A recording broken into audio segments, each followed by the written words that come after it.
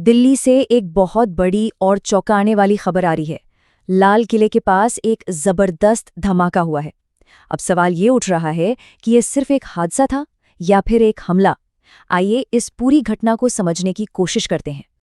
सबसे पहले जो सबसे दुखद बात है, शुरुआती रिपोर्ट्स बता रही हैं कि इस धमाके में 8 लोगों की मौत हो चुकी है और कई लोग जख्मी भी हैं। लेकिन देखिए, असली सवाल जो हर किसी के दिमाग में है वो यही है कि ये हुआ कैसे। क्या ये एक हादसा था या फिर एक सोची समझी साजिश? तो चलिए सबसे पहले घटना की बेसिक डिटेल्स पर नजर डालते हैं। मतलब ये हुआ कब, कहाँ और कैसे हुआ। जो पहली जानकारी हमारे सामने आई है वो क्या कहती है? ये धमाका हुआ सोमवार की शाम को, और वो भी पीक ट्रैफिक के वक्त, मतलब जब लाल किले और मेट्रो स्टेशन के आसपास सबसे ज्यादा भीड़ होती है।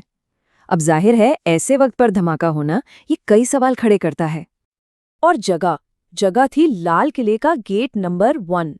अब सोचिए ये कितना सेंसिटिव एरिया है। ये सिर्फ एक टूरिस्ट स्पॉट नहीं है, ये वो जगह है जहां से रोज हजारों लोग गुजरते हैं। और हाँ, ये हमारे देश का एक राष्ट्रीय प्रतीक भी है।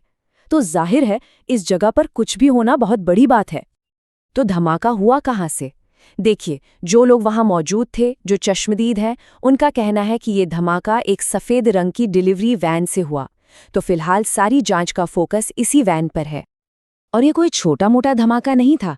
इसकी ताकत का अंदाजा आप इसी से लगाइए कि आसपास खड़ी 6 कारें और 3 ऑटो रिक्शा सब आग की चपेट में आ गए। आसपास की बिल्डिंग्स के शीशे टूट गए। कहते हैं कि इसकी आवाज पुरानी दिल्ली में दूर दूर तक सुनाई दी थी। मतलब धमाका बहुत जबरदस्त था।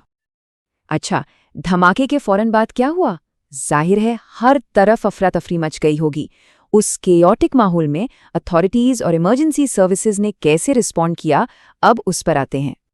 वहां मौजूद एक आई विटनेस ने जो बताया वो सुनकर रोंगटे खड़े हो जाते हैं। उन्होंने कहा, धमाके के बाद हर तरफ बस धुआं ही धुआं था। लोग चीख रहे थे और एक पल के लिए तो जैसे सब कुछ थम सा गया था।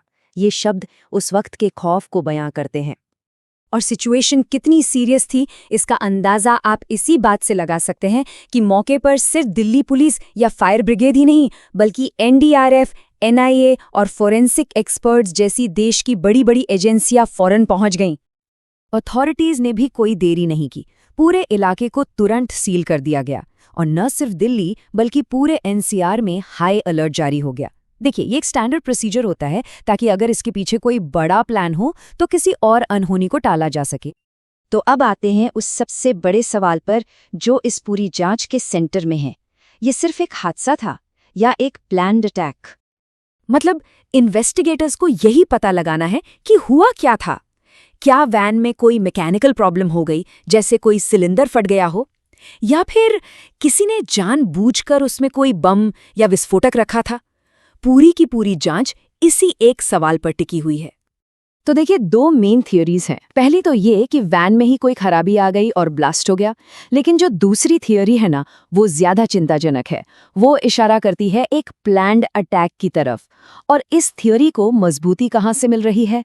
सूत्रों के मुताबिक धमाके वाली जगह से एक संदिग्ध केमिकल मिला है, और बस यही एक सुराग है जो इस पूरे केस को एक मामूली हादसे से एक आतंकी साजिश की तरफ ले जा सकता है।